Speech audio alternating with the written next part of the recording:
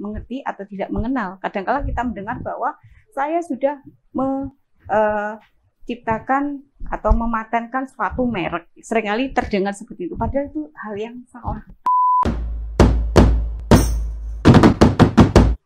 Assalamualaikum warahmatullahi wabarakatuh. Selamat pagi sahabat Oscars semuanya. Kembali lagi kita di Oscars, obrolan santai cari solusi. Pada episode kali ini kita akan membahas terkait dengan teknologi digital. Nah, tim dari Oscars sendiri menyadari pentingnya edukasi melalui konten-konten digital.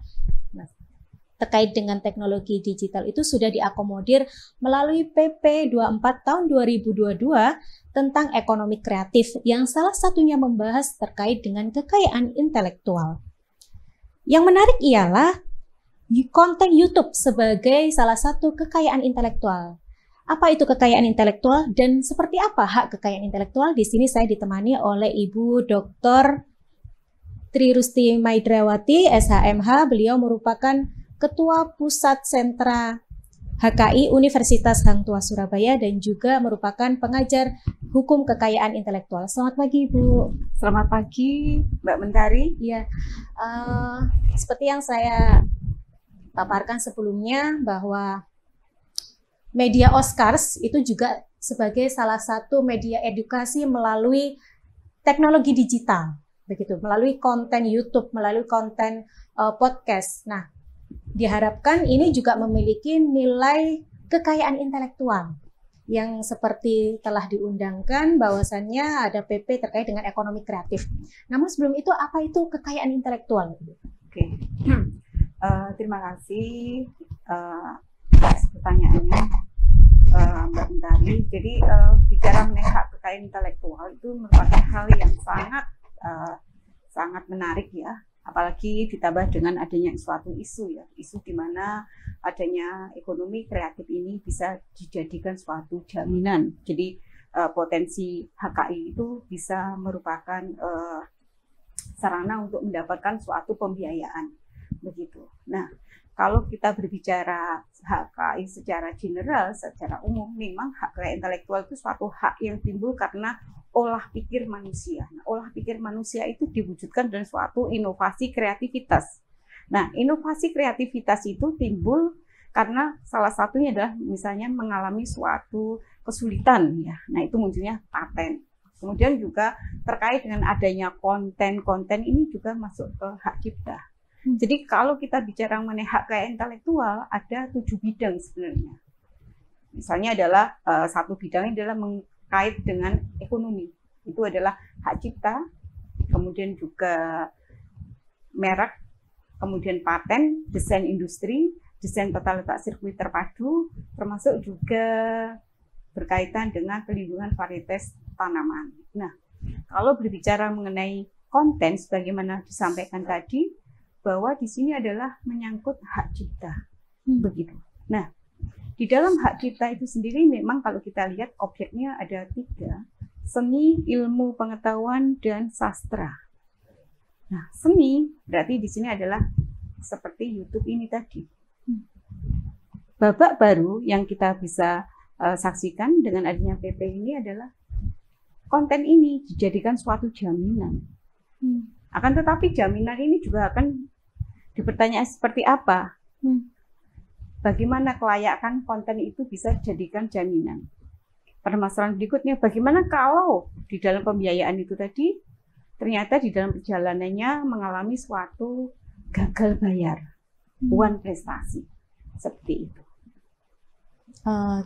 Berbicara terkait dengan kontennya dulu, Bu. Jadi tadi Ibu katakan bahwasannya konten YouTube itu termasuk sebagai hak cipta, masuk ke dalam seni. Iya. Tapi kalau di Oscar sendiri ini kan kita membahas tentang edukasi. Nah, apakah itu masuknya di seni atau ilmu pengetahuannya? Nah, bisa jadi dia ada dua-duanya menyangkut. Karena seni ya, seni ini adalah untuk berkaitan dengan bagaimana pertunjukan itu tadi dilakukan, bentuknya seperti apa. Tetapi di dalam edukasi itu juga merupakan ilmu pengetahuan. Karena dari orang yang tidak mengetahui, kita memberikan edukasi suatu keterampilan atau pengetahuan ya. kepada masyarakat yang notabene tidak mengerti atau tidak mengenal. Kadang-kala kita mendengar bahwa saya sudah menciptakan atau mematenkan suatu merek. Seringkali terdengar seperti itu, padahal itu hal yang salah. Kenapa salah? Karena masing-masing mempunyai objek yang berbeda. Misalnya kalau hak cipta, tadi saya sudah menyebutkan ada seni, sastra, dan ilmu pengetahuan. Sementara kalau bicara mengenai merek itu suatu tanda yang dilekatkan pada suatu produk. Suatu produk. Nah, misalnya ini Bu ya, kan kita ada logo Oscar nih. Nah, ini bisa masuknya ya apa ini Bu? Ini kalau logo kayak seperti ini adalah bisa masuk ke merek, begitu ya. Nah, ini. Jadi obrolan santai cari solusi. Ini sebenarnya suatu jargon ya, jargon. Nah, ini sebenarnya juga merupakan hal yang merupakan suatu informasi maupun persuasif, karena di dalam obrolan ini ada suatu solusi yang permasalahannya timbul, isu-isu, kemudian kita bahas bagaimana solusinya ini tadi, seperti itu. Berarti kalau dalam satu kesatuan atau rangkaian Oscars ini sendiri, konten Oscar ini sendiri bisa masuk ke dalam hak cipta, bisa. Merek bisa. Lalu apa lagi Bu? Jadi suatu produk itu bisa minimal dilengkapi oleh 3 hak, misalnya hak cipta, hak merek. Kemudian kalau terkait dengan teknologi dia masuk paten, terkait dengan desainnya dia juga masuk desain juga, begitu. Jadi minimal ada 3. Karena bicara mengenai HKI itu kalau secara individu ada 7 pembidangan. Tetapi memang HKI bukan hanya menyangkut secara individual, produk kekayaan intelektual ada yang sifatnya komunal, begitu. Nah Bu, bicara tentang, kita kembali lagi ya, karena Oscar ini kan memang dikemasnya itu untuk halayak masyarakat, yang penting ada teknologi, ada internet, ada jaringan internet begitu ya, melalui media YouTube dan juga podcast. Lalu hak ciptanya ini, Oscars nih ya, saya bicaranya Oscar saja dulu. Hak cipta dari Oscar ini itu miliknya siapa? Miliknya YouTube, perusahaan YouTube, ataukah miliknya kami, penyelenggara tim Oscars? Ya, kalau menyangkut konten itu berarti penciptanya. Penciptanya siapa? Misalnya penciptanya di sini bisa perseorangan, bisa secara kelompok atau suatu lembaga. Nah, ini adalah kelembagaan. Tetapi kalau untuk YouTube itu kan suatu sistem ya, sistem begitu. Nah, bagaimana? Nah, makanya ada berapa hak cipta dan hak-hak terkait. Nah, hak-hak yang terkait itu adalah misalnya hak penyiaran seperti ini. Jadi hak cipta itu akan disiarkan ya, dipublikasikan, kemudian di-announcement ya, diumumkan kemana. Ini adalah kaitannya dengan hak-hak yang terkait, begitu. Sebagaimana di dalam undang-undang ya, ada beberapa undang-undang hak cipta misalnya 2014 nomor 28 begitu, di situ memang membedakan beberapa ciptaan, antara lain itu tadi. Ya, jadi kalau kita mendaftarkan kreativitas inovasi itu ada dua, satunya surat pencatatan ciptaan, satunya sertifikat. Kalau untuk hak cipta itu surat pencatatan ciptaan, begitu. Nah, surat pencatatan ciptaan dan sertifikat HKI, misalnya sertifikat HKI itu merek, kemudian paten, itu bisa dijadikan jaminan dengan adanya undang-undang ya, yang termasuk petunjuk pelaksana, juklaknya PP tadi 24 tahun 2002 yang akan berlaku 1 tahun setelah diundangkan, ya kan? Itu kan tanggal 12 Juli 2022, nanti setahun kemudian baru berlaku ya, 12 Juli 2023. Nah, ini tentunya akan mendapat suatu sorotan ya, bagaimana untuk menilai pembiayaan kelayaan. Berapa ini butuhnya orang-orang yang memang ahli, punya kompetensi untuk menilai kelayaan itu tadi.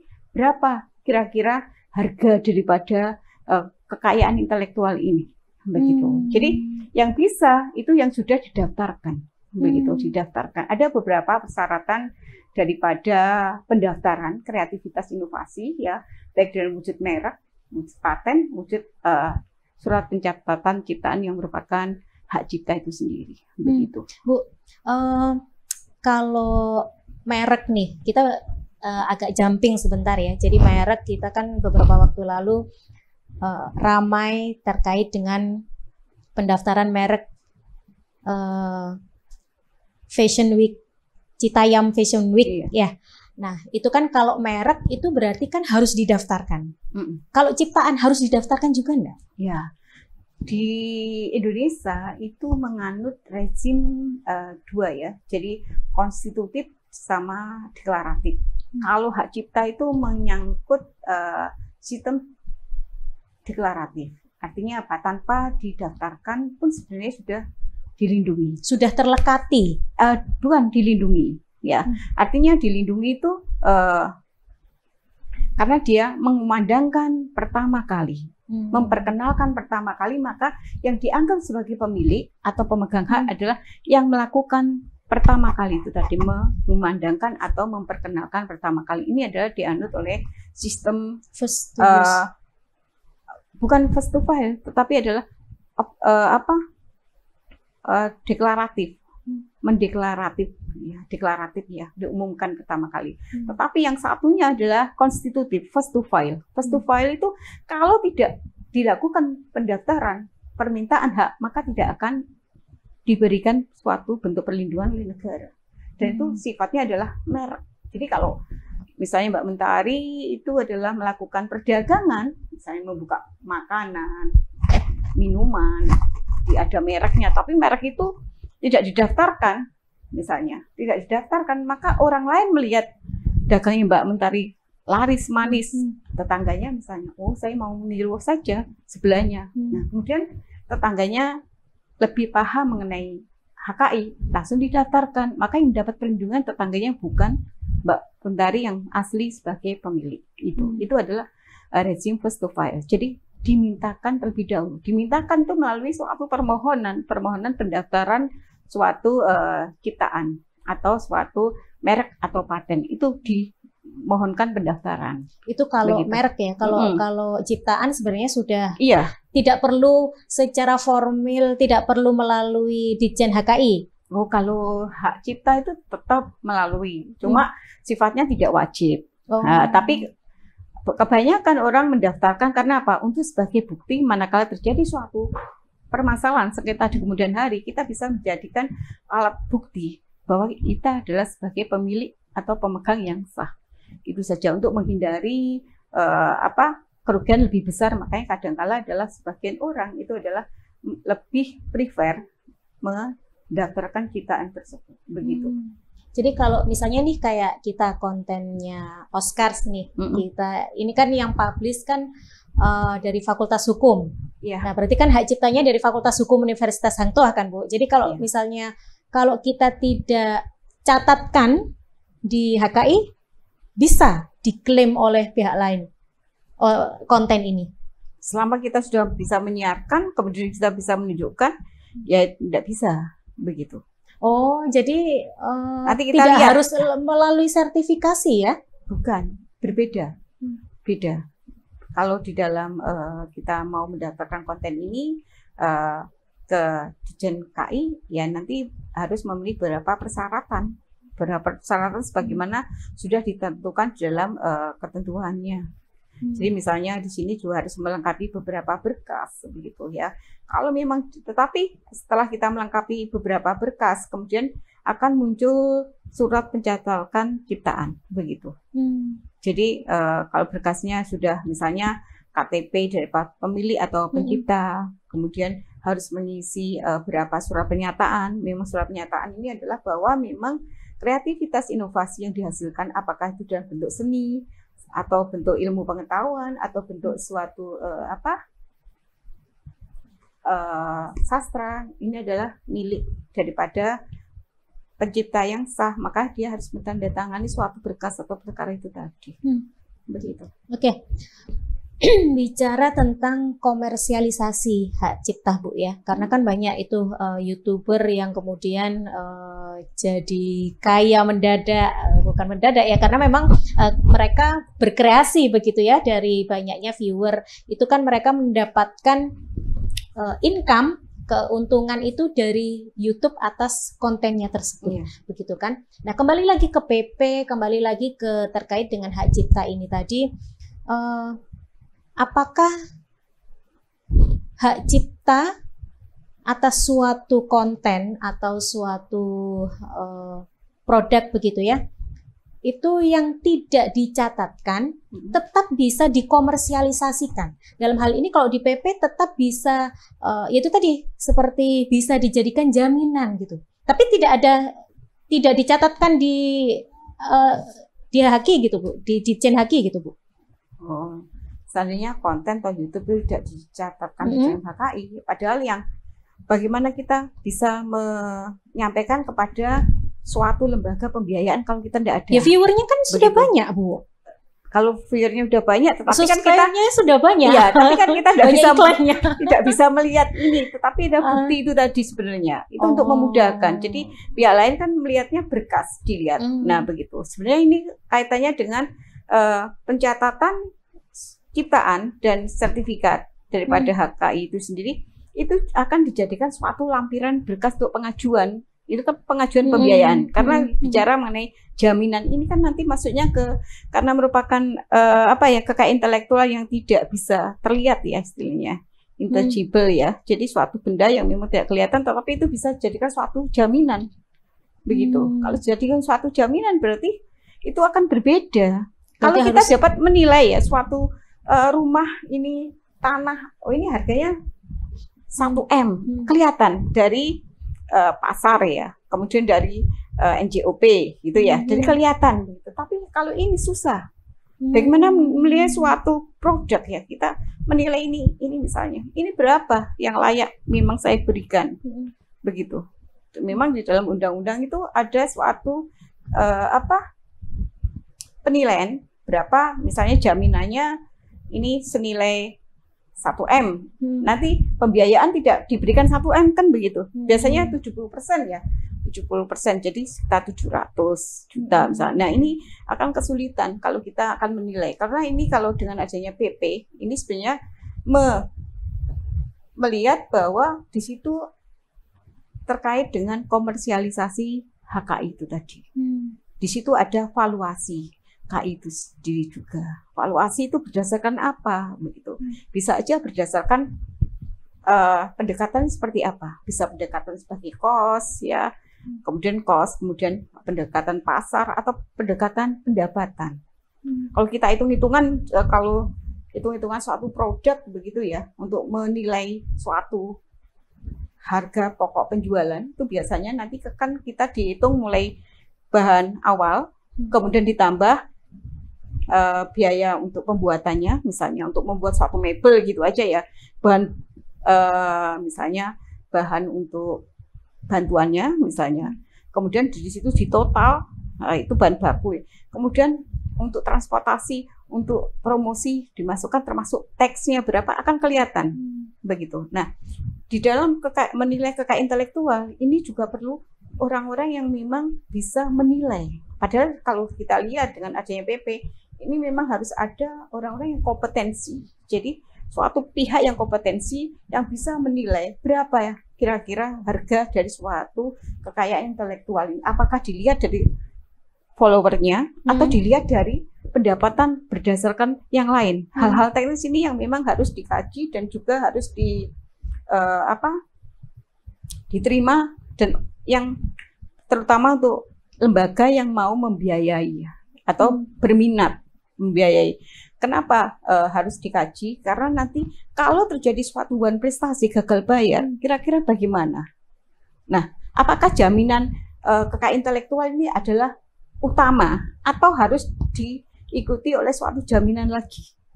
Begitu. Artinya misalnya saya menjaminkan misalnya surat pencatatan ciptaan karena konten. Apakah itu sudah cukup?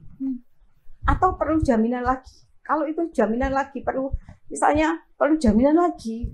Jaminannya berupa apa? Misalnya ini ada jaminan sertifikat rumah, sertifikat tidak sama saja. Kenapa? Nanti itu adalah bukan dinilai dengan sertifikat hak kekayaan intelektual, tetapi tambah jaminan. Jadi jaminan daripada sertifikat atau surat pencatatan ciptaan itu masih koma, ya kan? Masih koma dengan jaminan yang lain. Apakah sudah titik begitu? Kalau titik berapa untuk menentukan value atau nilai daripada suatu kekayaan intelektual itu tadi? Itu yang memang juga harus dikaji lebih lanjut. Berarti Begitu. memang intinya kan harus tetap ada dokumentasinya Bu ya, ada ibaratnya kan dalam rangka tertib administratif, jadi tidak bisa kemudian ya walaupun itu tadi meskipun kita punya buktinya ini siarannya diterbitkan oleh siapa, tapi kalau tidak dibarengi dengan sertifikat hak cipta begitu ya, itu kita akan juga sulit, tidak akan kesulitan. Kita menunjukkan, oh ini loh kita lihat ini YouTuber ya, misalnya saya sebagai YouTuber ini follower. Nah, tadi disampaikan bahwa perlu suatu internet. Kalau internetnya mati, bagaimana kita bisa menunjukkan kepada pemberi dana itu tadi? Apakah kita langsung ini? Belum tentu mengetahui ya. Kalau memang sarana prasarana tidak lengkap, tidak bisa dilihat kan begitu. Tapi dengan adanya itu tadi sebenarnya untuk meyakinkan, daripada kita meyakinkan kepada pemberi dana bagaimana mereka mau membiayai kita, bagaimana mereka juga percaya bahwa kita ini loh ada. Jadi kalau demikian bukan hanya jaminan hak intelektual itu saja berupa sertifikat, tetapi mungkin bisa menunjukkan berkaitan dengan proposalnya next ini loh bidang usaha saya kedepannya seperti ini, kemudian seperti ini. Nah ini juga merupakan lampiran untuk meyakinkan daripada pada lembaga atau suatu pihak yang memang akan mendanai kita begitu. Kemudian untuk jangka waktunya Bu. Jadi berapa lama kita bisa mengklaim ibaratnya mengakui memiliki hak cipta atas suatu konten itu? Iya. Jadi kalau kita lihat dalam undang-undang itu ada beberapa jangka waktu yang diberikan. Kalau di undang-undang hak cipta itu adalah bisa 70 tahun begitu ya. Jadi usia daripada pencipta plus 70 tahun begitu. Kalau badan hukum? Badan hukum itu kan pemiliknya bisa perseorangan atau badan hukum kan begitu. Masa perlindungan segitu. Masa perlindungan karena kalau kita masa perlindungannya adalah misalnya 50 tahun ya. Kita kalau selama ini bisa digunakan ya kita optimalisasi selama jangka waktu itu tadi 50 tahun dan kita masih tetap saja. Nah, kalau merek itu 10 tahun. Kalau 10 tahun kemudian sudah habis mau berakhir, sebelum berakhirnya setengah tahun atau 1 semester itu harus dimintakan perpanjangan. Itu untuk kita prepare, jangan sampai kita lupa. Karena kalau kita lupa nanti kita daftar lagi begitu. Termasuk kalau paten misalnya, paten itu ada 20 tahun dan 10 tahun. Kalau sudah selesai jadi public domain. Public domain siapapun tidak perlu minta izin. Karena terkait konten ini kan misalnya selama masa perlindungan kalau ada pihak-pihak lain yang ingin menggunakan maka harus minta izin kan begitu. Nah, kalau izin tidak diberikan maka bisa diklaim atau dituntut oleh siapa pemilik yang sah. Kalau hak merek tadi kan bisa diperpanjang Bu ya. Kalau cipta sudah dikasih 70 tahun itu, 70 tahun itu bisa diperpanjang lagi enggak? Tidak. Setelah 70 tahun, apa yang terjadi? Ya menjadi public domain. Sudah. Jadi tidak lagi. Karena mungkin konten yang setelah 70 tahun ini kan sudah out of date. Jadi beda lagi, ya kan? Beda lagi. Jadi menjadi public gimana ya? Definisi public domain itu seperti apa, Bu? Jadi definisinya begini. Jadi kita tidak perlu, hak eksklusifnya sudah hilang begitu. Jadi milik masyarakat. Jadi siapapun tidak perlu minta izin begitu. Ya, selama sudah menjadi public domain, maka kita tidak perlu minta. Kalau ingin memperbanyak silakan. Misalnya kayak gitu. Tapi kalau ingin menggunakan silahkan tanpa minta izin, begitu. Nah, tapi bisa diklaim oleh masyarakat nggak? Maksudnya digunakan oleh masyarakat, kemudian diklaim hak ciptanya masyarakat dengan kan kalau sekarang kan eranya itu kan diedit-edit gitu Bu, ditumpang tindih kayak gitu. Ada video ini kayak gitu. Kemudian dalam satu kesatuan ada salah satu video yang sudah menjadi public domain, kemudian dicampur dengan video-video yang lain. Nah, itu kan berarti di situ ada public domain, ada hak ciptanya dia sendiri, ada mungkin hak ciptanya orang lain. Nah, ini bisa diklaim nggak dalam satu kesatuan sebagai hak cipta atas orang yang mengklaim? Jadi kalau memang sudah diubah kemudian berbeda dengan aslinya bentuk tambahan begitu, itu bisa menjadi hak cipta yang baru. Begitu. Jadi bisa jadi.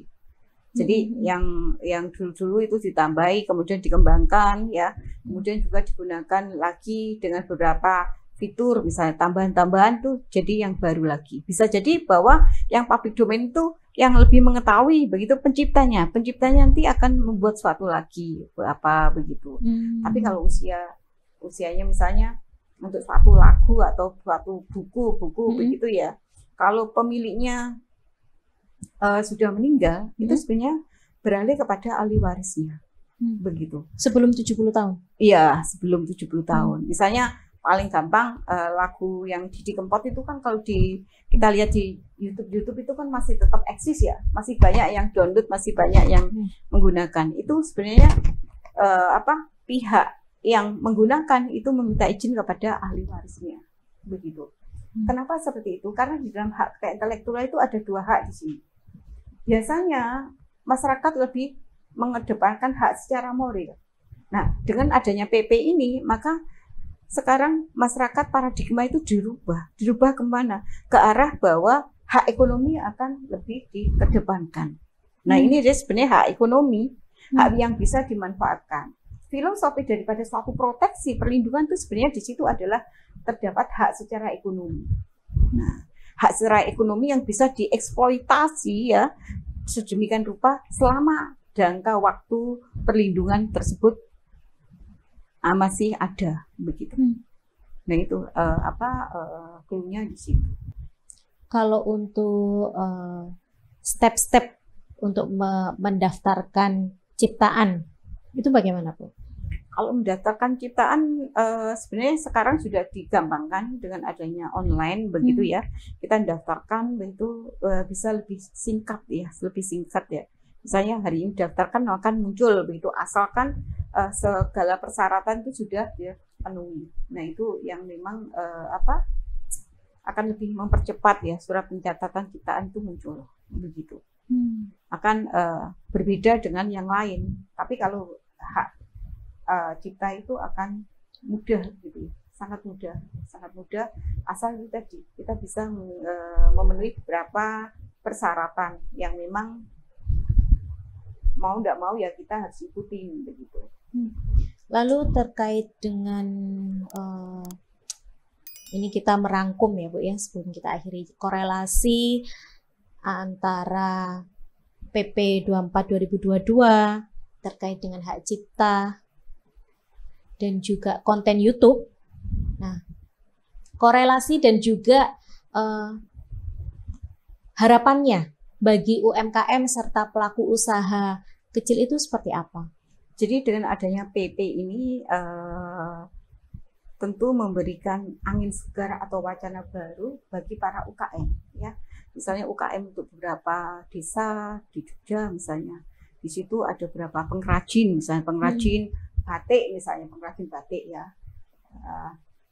Dengan adanya PP ini bahwa akan menjadi suatu hal yang memang bisa ke arah pengembangan daripada batik itu sendiri karena ada dana misalnya. Selama ini misalnya untuk membuat suatu batik ya itu berdasarkan pesanan karena nggak ada modal. Tapi dengan adanya PP ini diharapkan bahwa memberikan suatu solusi terkait dengan pendanaan. Kalau ada memang ini bisa dilaksanakan, tentu sangat membantu para UKM. Ya, UKM karena kita lihat sendiri UKM itu lebih survive ya daripada perusahaan-perusahaan lebih besar manakala terjadi suatu krisis ekonomi. Nah itu lebih bertahan ya daripada suatu perusahaan yang memang bisa dilihat di beberapa data ya bahwa UKM di Indonesia kalau memang bisa dikembangkan dengan ini mungkin harapannya jauh sangat besar di dalam menambah atau pertumbuhan ekonomi secara general atau secara khususnya untuk mereka sendiri untuk hidup begitu, kelangsungan hidup daripada usaha yang dibangun itu. Selain itu juga menimbulkan atau merangsang daripada kreativitas inovasi ya, bahwa oh ini sudah bisa dikomersialisasi dengan berbagai pendekatan valuasi itu tadi begitu. Oke, baik. Ya, terima kasih Ibu Dr. Tri Rusti Maidrawati. Saya biasanya manggilnya Bu Mai ya. Ya, beliau ini pakar HKI ya, dan juga konsultan HKI seperti itu. Oke, jadi teman-teman sekalian, teruslah berkarya begitu ya, mengasah diri setinggi mungkin karena memang kita butuh untuk bangkit dan pulih menyambut 77 tahun kemerdekaan Republik Indonesia. Sekian dari saya, sampai jumpa di episode Oscar selanjutnya. Wassalamualaikum warahmatullahi wabarakatuh.